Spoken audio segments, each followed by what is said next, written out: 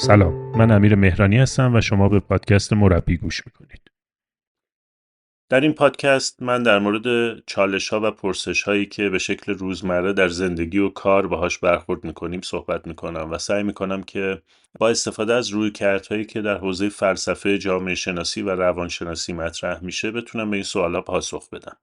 برای اینکه با من در ارتباط باشین میتونین اینستاگرام من رو دنبال بکنید، امیر مهرانی با آی، و همینطور این پادکست رو میتونین از کست باکس، اپل پادکست، اسپاتیفای، گوگل پادکست و همینطور کانال تلگرامم دکوچ آی آر 80 دنبال بکنید. سوالایی که بر من میفرستین یا نکاتی که میفرستین میتونن تبدیل بشن به اپیزودهای جدیدی از این پادکست. در این اپیزود میخوام در مورد موضوع حقیقت صحبت بکنم. یکی از سوالایی که خیلی زیاد از سمت افراد باهاش مواجه میشم از جنس اینه که بالاخره درست چیه؟ حالا این درست کجاها معنی میشه؟ مثلا آدما در مورد خودشون میپرسن که بهترین کاری که من میتونم بکنم که مطابق ویژگی های من باشه چیه؟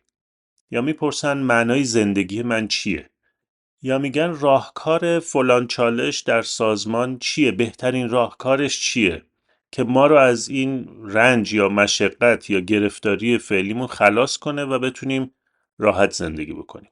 و جواب کوتاه به این موارد اینه که هیچ راهکار مطلقاً درست برای چالش ها یا حقیقت از پیش تعریف شده وجود نداره. و این احتمالاً میتونه ما رو بیشتر بترسونه این چیزی که من گفتم. ولی برای اینکه این موضوع رو باز بکنم بذارین یه خاطره براتون تعریف بکنم. یه مدت پیش سر میز شام نشسته بودیم، مادر بزرگ همسرم هم کنارمون بود، حدود 80 خورده ای سالشه، شاید نزدیک 90 سال، و دخترم تارا هم داشت غذا میخورد. قاشق اول غذا رو که خورد خوشمزه بود، خوشش اومد و انگشت شستش رو به نشونه لایک آورد بالا، رو به مادر بزرگ همسرم نشون داد که یعنی من از غذا خیلی خوشم اومده. مادر بزرگ همسرم این صحنه رو دید و یه دفعه سرخ و سفید شد که وا این چه کاری تو میکنی، و احتمالاً یه چپ چپی هم به ما نگاه کرد که با این بچه تربیت کردنتون. در واقع این علامت لایک، این شست به عنوان لایک در جهان مادر بزرگ همسر من به عنوان بیلاخ تعبیر شده بود. و معنای بیلاخ در واقع در حالا تاریخچه ما مال زمانیم از این حرکت استفاده می کردیم که مثلا یه آدمی یه سوتی داده یا شکست خورده است یا یه گندی زده، ریشش حداقل اونجوری که توی فرهنگ ما این توضیح میده این شکلیه. اما معناش الان عوض شده، یعنی احتمالاً کسایی که تو سن و سال منن یادشون میاد که تو مدرسه ما خیلی زیاد وقتی میخواستیم حال یکی دیگر رو بگیریم یا یه جا مسخرش کنیم یه بیلاخ بهش نشون میدادیم. ولی الان به شکل روتین همه این حرکت رو، این نشون دادن شست رو به عنوان لایک تعبیر میکنن. ماجرا اینه که تو جهان تارا نشون دادن شست یعنی اینکه یه چیزی رو دوست داشته، و تارا این رو از در واقع فیلم ها و تصاویری که دیده یاد گرفته. در واقع این سمبل یا این ساین براش این شکلی معنی شده و در جهان مادر بزرگ همسرم هنوز اون معنی قدیمش رو داره. در واقع اینطور میتونم بگم که انگار ما و تارا داریم در جهانی زندگی میکنیم که برای مادر بزرگ همسرم وجود نداره و اون داره در جهانی زندگی میکنه که برای ما کم رنگ شده. حالا اگه حرکت شست رو به عنوان یه سمبل در نظر بگیریم میتونیم بگیم که معنای این سمبل در طول زمان تغییر کرده و در جهانی متفاوت معنایی متفاوت از گذشتش گرفته. از این سمبل و حرکت اشاره بریم جلو و میبینیم که کلمات هم در طول تاریخ معناشون عوض شده.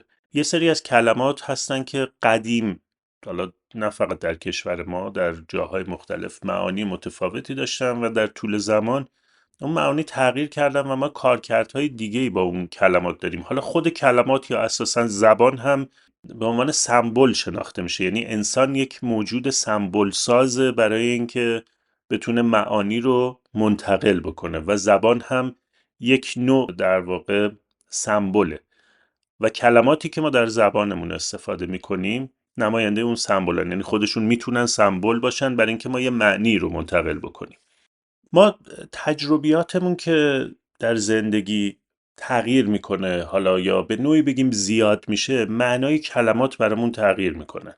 مثلا ممکنه که نسبت به واژه صداقت در یک زمانی یه تعریفی داشته باشیم، ولی اگر که با یه عدم صداقت یا دروغ خیلی بزرگ روبرو بشیم، معنای واژه صداقت برای ما تغییر میکنه. در واقع این تغییر چطور اتفاق افتاده؟ فارغ از اینکه این تغییر چیه، یعنی الان اینجا این برای من مهم نیستش که بگم از کجا به کجا این تغییر اتفاق میفته، دلیل تغییرش اینجا مهمه. دلیل تغییرش اینه که ما در روابطمون حالا با یک ساین ها یا معانی جدیدی از اون صداقت روبرو شدیم که میتونه ما رو ببره به سمت اینکه اساساً چیزی به اسم صداقت وجود نداره، یا صداقت رو به شکل خیلی مثلا آرمانی تری تعریف بکنیم. اما این اتفاق تغییر معانی در روابط داره شکل میگیره. یه مثال اگه بخوام از خیلی قدیمتر براتون بزنم، یه واژه‌ای به اسم پسوخه که در واقع پاسخ ریشه کلمه سایکه، اون چیزیه که ما امروز در واقع سایکولوژی میگیم و به معنی حالا ذهن و روان هست. اگر که به زمان داستان ایلیاد برگردیم، در داستان ایلیاد پسوخه یا سایک به معنی لوازم حیات مثل خون یا نفس بوده و جایی در این داستان عبارتی وجود داره که میگه جنگجویی که رو به مرگ است پسوخش بر زمین میریزد یا در نفس آخر بیرونش میدهد. ببینید این کلمه در طول تاریخ معناش عوض شده و در یک زمان یک کارکردی داشته و الان بعد هزاران سال کارکرد دیگه ای داره. این اتفاق به شکل مستمر برای ما میفته و اگه بخوام این مسئله لایک یا بیلاخ، پسوخه و این در واقع معانی که در روابط شکل میگیرن و باز تعریف میشن رو یه مقداری بستش بدم و بازترش بکنم، اینطور میگم که ما در جهان سنت ها و رسوم زندگی میکنیم. در واقع هر کدوممون تاریخچه‌ای که از بد و تولد و در بستر خانواده شکل میگیره و در اجتماعی که به لحاظ مفهومی و جغرافیایی وجود داره مفاهیم رو برای خودش شکل میده و این مفاهیمی که ما برای خودمون شکل میدیم تبدیل میشه به سنت‌ها و رسوممون، تبدیل میشه به عادت‌ها و چیزهایی که درست و غلط فرض میکنیم، یعنی پیش‌فرضایی که نسبت به موقعیت‌ها داریم و اون پیش‌فرض‌ها در واقع میتونیم بگیم که اونا همون رسوم و سنت‌های مان، رسم و رسوم‌های مان و اون رسم و رسوم‌ها چیزهایی هستند که ما به واسطه در اختیار داشتن معانیشون ما پدیده ها رو با اونا برچسب میزنیم بهشون و میگیم یه چیزی درسته یا غلطه. حالا گروه های انسانی هم رسم و رسوم خودشون رو دارن. مثلا یه مثال اگه بخوام براتون بزنم، یه قبیله آفریقایی هست در زیمبابوه، یه قبیله هست به اسم قبیله شونا. اینا سلام علیکشون با ما متفاوته. وقتی به هم میرسن، مثلا اگر صبح باشه، نفر اول از نفر دوم میپرسه که خوب خوابیدی و نفر دوم میگه خوب خوابیدم اگه تو خوب خوابیدی و نفر اول میگه خوابیدم. یا ممکنه از هم بپرسن هستی؟ اون یکی جواب میده من اینجام اگر تو هستی و اون دوباره پاسخ میده هستم. این مدل صحبت برای ما خیلی عجیبه، چون اگه یکی اما بپرسه که مثلا خوب خوابیدی میگیم آره بد نبود، یا نه اصلا خوب نخوابیدم، شب ناآرومی داشتم تهش. اما در یک جای دیگه به شکل دیگه ای صحبت میکنن. و چرا این نوع صحبت ها شکل گرفته، این نوع ارتباط شکل گرفته؟ این ناشی از تاریخچه و اون معانیه که در یک گروه خلق میشه و اون معانی تحت تاثیر موقعیت‌های جغرافیایی و معانی دیگه‌ایه که از گذشته بهشون به ارث رسیده. حالا اینطور اگه نگاه بکنیم میتونیم بگیم که هر فرد بر اساس تاریخچه و محدوده‌ای که درش بوده و رشد کرده، مفاهیم میتونن تو ذهنش معانی خاصی داشته باشن. به همین دلیله که اساسا ما ممکنه با هم دچار تعارض بشیم، چون خوبی که من میگم با خوب تو متفاوته، بدی که من میگم با بد تو متفاوته. از یه منظر دیگه میشه گفت که ما تو دنیای سنت‌ها و قواعد و رسومی زندگی میکنیم که توسط خودمون یا پیشینیانمون شکل گرفته. بخشیشو به ارث بردیم و بخش دیگر رو همواره داریم در روابطمون با هم میسازیم. اگه بیایم در سطح خانواده نگاه بکنیم میبینیم که در سطح خانواده هم قواعدی که دارن با هم متفاوته. مثلا تو بعضی از خانواده خیلی چیزا رو سفت میگیرن، تو بعضی خانواده شل میگیرن در بعضی از خانواده‌ها تعریف نظم یه چیزه و در خانواده دیگه تعریف نظم چیز دیگه‌ایه. در واقع هر جایی که روابط انسانی وجود داره معانی هی دارن تعریف و بازتعریف میشه. حالا ماجرا اینجاست که ما برای اینکه بتونیم به زندگیمون تداوم بدیم به این محدوده‌های معنایی احتیاج داریم. در واقع به سنت‌ها و رسوم‌ها و قواعدی که داریم احتیاج داریم، به خاطر اینکه از طریق ایناست که ما جهان رو برای خودمون معنادار میکنیم و میتونیم خوبها و بدها رو بهشون برچسب بزنیم و خودمون رو به یه سمتی ببریم یا از یه چیزهایی دور بکنیم. نکته‌ای که در مورد این سنت‌ها، رسوم و قواعد وجود داره اینه که اینا میتونن انتخاب‌های ما رو محدود کنن، در حالی که ما اساساً محدود به این سنت‌ها و در واقع رسوم نیستیم.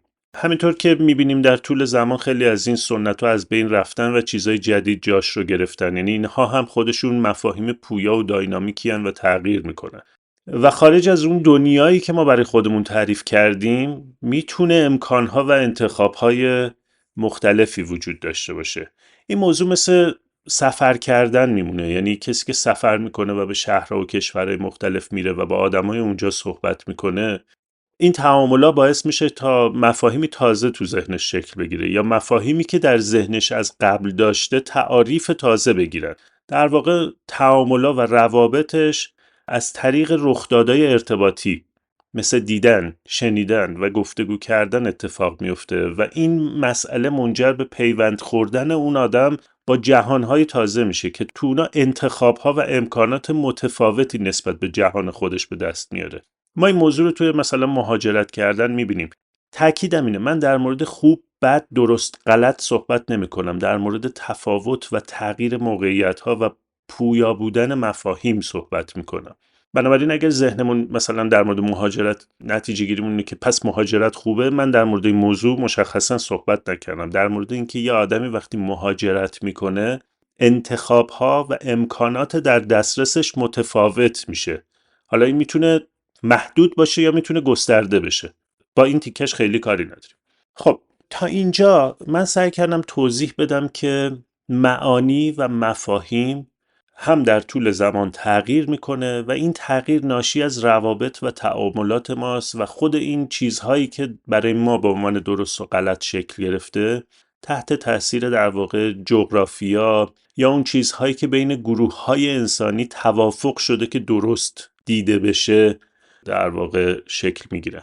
برای اینکه این بحث رو یه ذره بیشتر باز بکنم میخوام یه بخشی از کتاب ساخت اجتماعی رو براتون بخونم، نوشته کنت و ماری گرگن، یه زن و شوهری بودن که روی یکی از رویکردهای فلسفی و اجتماعی کار میکنن به اسم ساخت اجتماعی واقعیت یا Social Construction of Reality که در این رویکرد همین موضوعی رو مطرح میکنه که من تا اینجا باهاتون به اشتراک گذاشتم. در واقع این رویکرد میگه که حقیقت بیرون از جوامع و روابط انسانی وجود نداره. اساساً حقیقت مطلقی وجود نداره و همه چی در روابط ساخته میشه. یه بخش از این کتاب رو که عنوان در واقع این سرفصلش هست کثرت‌گرایی رادیکال، این رو براتون میخونم و بعد توضیحاتم رو در مورد این موضوع ادامه خواهم داد. بیشتر افراد میپذیرند که بسیاری از طبقه بندی های ذهنی ما را جامعه میسازد. همه ما میدانیم که اختلاف نظرهای بیپایانی در مورد عدالت، اخلاقیات و عشق وجود دارد. با این حال، وقتی درباره دنیای عینی، یعنی دنیای ماقبل زبان و قابل مشاهده بحث می شود، در برابر عقاید ساختگرایانه مقاومت نشان می دهند. در پاسخ به این سوال که آیا ماه از پنیر آبی ساخته شده، خیلی احمقانه است اگر جواب ما مثبت باشد. آیا همینطور بدیهی نیست که زمین گرد است و در نیو انگلند فصلها متغیرند؟ بیایید دوباره نگاه کنیم. اگر آنچه ما به عنوان واقعی به حساب می آوریم برگرفته از توافقهای جمعی باشد، پس روابط اجتماعی باید منشأ نظریات و داوری‌های مرتبط با حقیقت باشد، یا به عبارتی دیگر حقیقت فقط درون اجتماع وجود دارد. خارج از اجتماع چیزی جز سکوت نیست. به این تعبیر ساختگرایان به حقایق کلی که گاهی حقایق غایی هم نامیده میشوند عنایتی ندارند. بی تردید حقیقت وجود دارد، اما نه حقیقت مطلق، بلکه حقیقتی که محصول زندگی جمعی یک گروه معین است. بعضی اوقات این گروه بزرگ است، مثل گروهی که میگوید 2+2=4. اگر کودکی بگوید جواب 3 است، به سرعت تصحیح می شود. تقسیم افراد به 2 دسته جنسیتی در اکثر فرهنگ‌ها پذیرفته شده است. اما فرهنگ‌هایی وجود دارند که جنسیت سومی بین زن و مرد هم می‌سازند. مفهوم نژاد هم ساخته جوامع است و در بعضی از فرهنگ‌ها سیستم‌های طبقاتی و کاست‌ها جایگاه‌های اجتماعی را به پایین و بالا دسته‌بندی می‌کنند. پس برگردیم به این پرسش که آیا ماه از پنیر آبی ساخته شده؟ جواب ما به اجتماعی که درون آن هستیم بستگی دارد. با برداشتی شاعرانه حتی می توانیم بگوییم که ماه دیانا ایزدبانوی کهن است.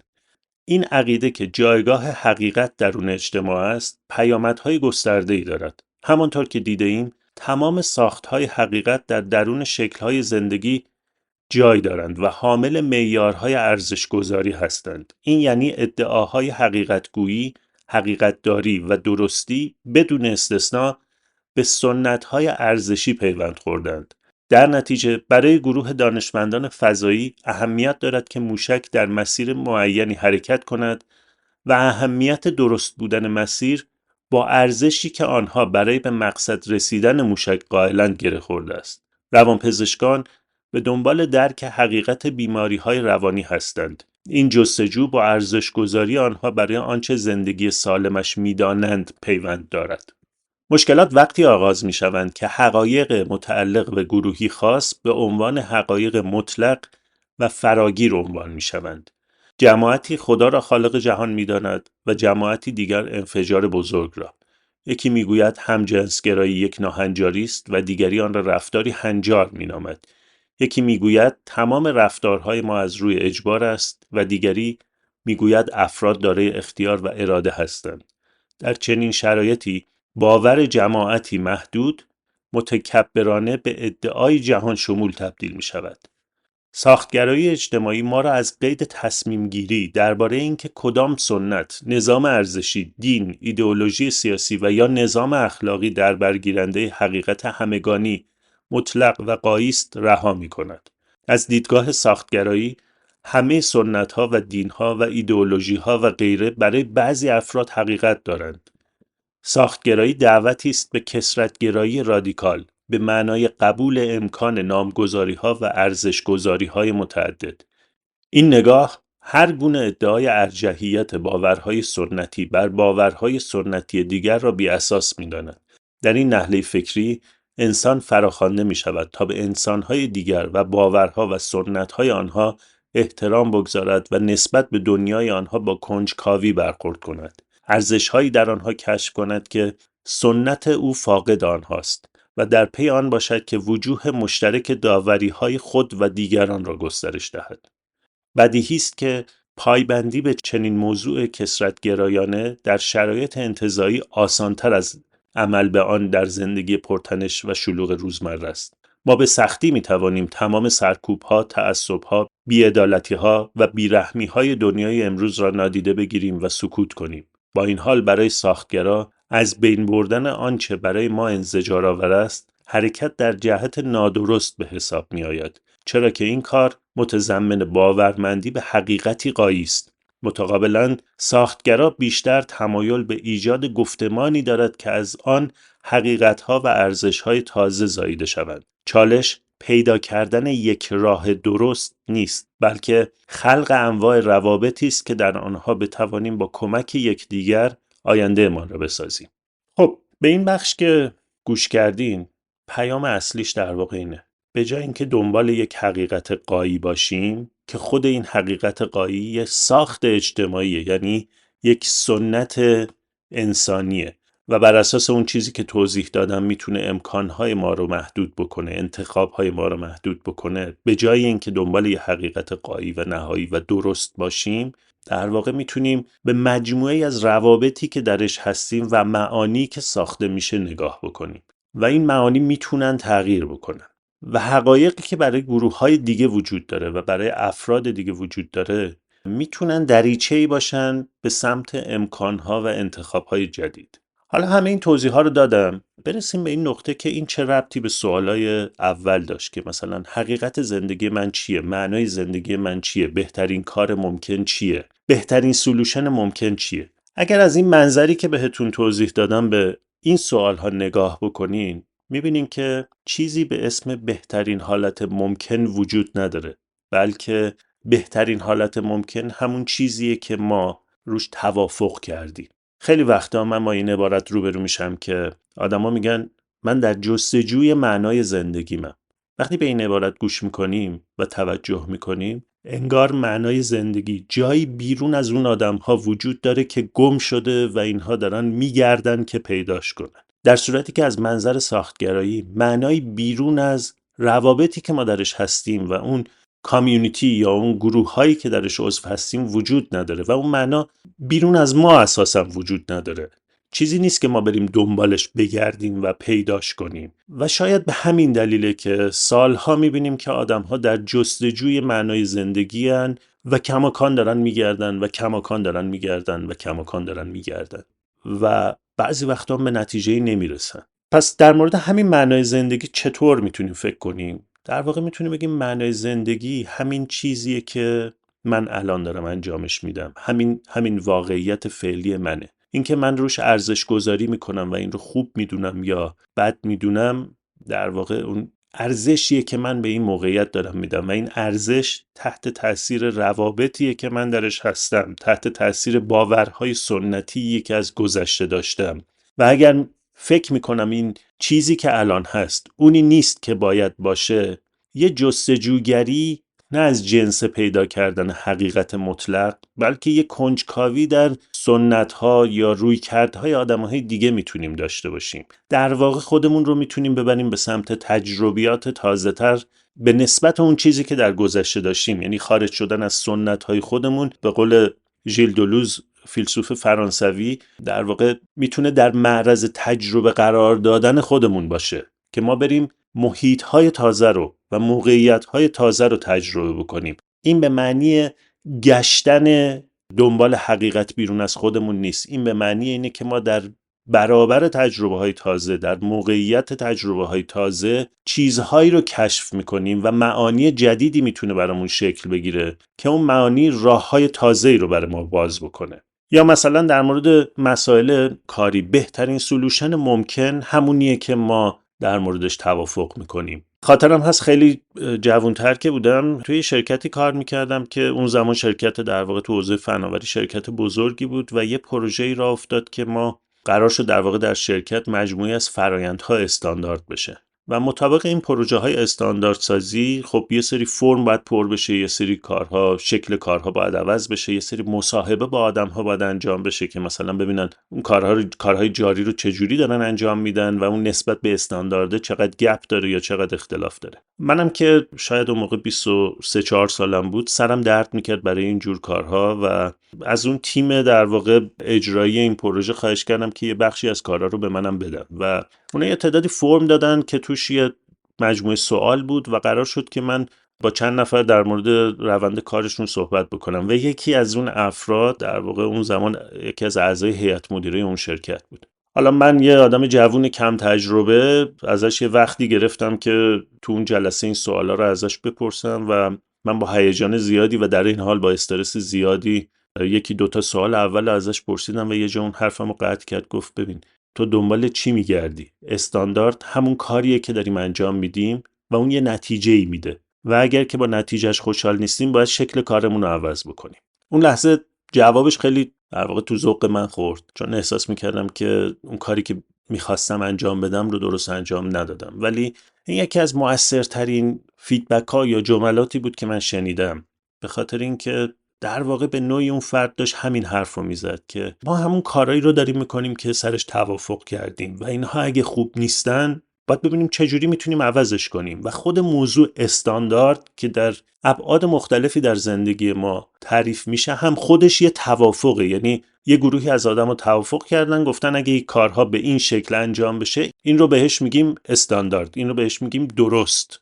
و باز تو محیط‌های کاری من زیاد می‌بینم که آدما درگیر استاندارد میشن، در واقع درگیر داکیومنت‌ها و اسناد میشن، به جای اینکه به نتیجه کار فکر کنن، به جای اینکه ببینن اصلا این کاری که دارم میکنم برای چیه. بیشتر داکیومنته و روند 1 2 3 4 کارها براشون مهمه، در صورتی که همه اینا توافقاییه که ما انجام میدیم. پس بهترین شغل ممکن برای شما چیه؟ نمیدونم. اون کاریه که احساس میکنین براتون معنا داره و این احساس مطلق نیست. یعنی وقتی میگیم بهترین شغل ممکن، ما در مورد یه شغل تا ابد صحبت نمی کنیم. این خطاییه که ما دوچارش میشیم. فکر میکنیم اگه یه کار در زندگی هست که من اگر انجامش بدم تا ابد باهاش خوشحالم. شبیه ته کارتونای قدیم والت دیزنیه که همیشه آخرش همه با خوبی و خوشی تا آخر عمر با هم زندگی میکردن و خود اون پایان بندی در واقع کارتون های والت دیزنی ناشی از همین تفکری که حقیقت مطلقی بیرون از جوامع انسانی و بیرون از روابط انسانی وجود داره و در واقعیت زندگی، در روزمره زندگی ما میبینیم که مثلا در همین روابط انسانی، در رابطه‌ای که خیلی مثلا عاشقانه شروع شده، میبینیم که مجموعی از بالا پایین ها وجود داره. یاد این گفته آلن دوباتن افتادم که میگفت تصویر ما از روابط عاشقانه بیشتر تحت تاثیر فیلم هاست. اونا یه تصاویری نشون میدن که انگار اون آدما یه باری برای همیشه یه مسائلی رو حل میکنن و بعد دیگه تا ابد زندگیشون شاد میشه، در صورتی که واقعیت روند زندگی در واقع این شکلی نیست. همین موضوع در گفتگوهای ما هم نمود داره. در واقع توی اپیزود راهکارهایی برای خراب کردن روابط من توضیح دادم که یکی از چالش‌ها اینه که آدما فکر میکنن خودشون حقیقت مطلقن یا اون گروهی که وابسته بهشن درست‌ترین موضوع ممکن رو میگه و اینا همه ناشی از باور به وجود یک حقیقت مطلق بیرون از روابط و جوامع انسانیه. بنابراین خود این رویکرد حتی در تعاملاتمون هم میتونه اینو بگه که ماها همه احتمالیم و این احتمالاته که در واقع داره معانی رو میسازه. یعنی منظورم از احتمالات تصادف و شانس نیست. منظورم اینه که آدم روبرومون یا اون گروه روبرومون یه تاریخچه و مفاهیمی دارن که موضوع رو به شکلی بیان میکنن و من و گروه هم، گروه هایی که درش عضو هستم، مفاهیم رو طور دیگه‌ای میبینم و جور دیگه‌ای معنا میکنم و در تقابل‌های معناییه که تضادها به وجود میاد و در این حال تضادها فرصت کشفن. اگرچه همونطور که توی کتاب در واقع ساخت اجتماعی هم گفته، در روند عادی زندگی خیلی سخته که از یه فضای انتزاعی بیایم بیرون و اینها رو تجربه کنیم، اما من به تجربه میتونم بگم که چنین روی کردی ما رو میتونه از خیلی از چالش ها نجات بده. یعنی خیلی از درگیر خیلی از رنج ها نشیم که چرا یه آدم اینجوری حرف میزنه، چرا اون مدلیه، مثلا من این مدلیم. به خاطر اینکه تاریخچه هر کدوم از ماها با هم متفاوته. پس حتی در گفتگوها میتونیم ما فراتر از درست و غلط ها بریم. یعنی در دیالوگا و تعاملاتمون اصلا موضوع این که کی درست میگه کی غلط میگه نیست. موضوع اینه که یه معنی جدیدتری میتونه خلق بشه و به جای اینکه به هم گیر بدیم، در واقع میتونیم رو اون چیزی که میخوایم بسازیم و بهش برسیم وایسیم و توجه کنیم. من این اپیزود رو ضبط کردم به خاطر اینکه به نظرم رسید موضوع بسیار مهمیه و خیلی از آدم‌ها درگیرشن، به خاطر اینکه این در جستجوی حقیقت مطلق یه ریشه تاریخی داره در ما و از این منظر نگاه کردن تجربه من اینجوریه، برداشت من اینجوریه، چون خود همین چیزی هم که من میگم دوباره یه ساخت معناییه و میتونه اینجوری نباشه، ولی من صرفا از دیدگاه خودم و تجربه خودم اگه بخوام بگم میبینم که در جستجوی حقیقت مطلق بودن میتونه یک گرفتاری ناتمام باشه. یعنی ما همیشه میگردیم و چیزی پیدا نمیکنیم و راضی نمیشیم، در نهایت احساس رضایتی نداریم و خود احساس رضایت رو هم مطلق نگاه میکنیم و این احساس رضایت میتونه برآینده زندگیمون راضی کننده باشه، ولی شامل مجموعی از موقعیت‌های راضی کننده و ناراضی کننده، موقعیت‌های هیجان انگیز و آزاردهنده، موقعیت‌های شاد و دردآور. میتونه همه اینا با هم باشه و احتمالاً اگر که از این منظر بهش نگاه کنیم و یه مقداری بذاریم این موضوع تو ذهنمون خیس بخوره، شاید یه سری از چالش‌هایی که درونی و در روابط باهاش درگیریم اساساً بی‌معنی بشه. امیدوارم که مفاهیم این اپیزود بهتون کمک بکنه و میخوام ازتون خواهش کنم که اگر این اپیزود براتون مؤثر بوده لطفاً این رو برای افراد دیگه هم بفرستین و اینجوری به من هم خیلی کمک بزرگی خواهید کرد که من بازخورد بیشتری بگیرم و بتونم در واقع این مسیر رو موثرتر ادامه بدم. خوب باشین تا اپیزود بعد.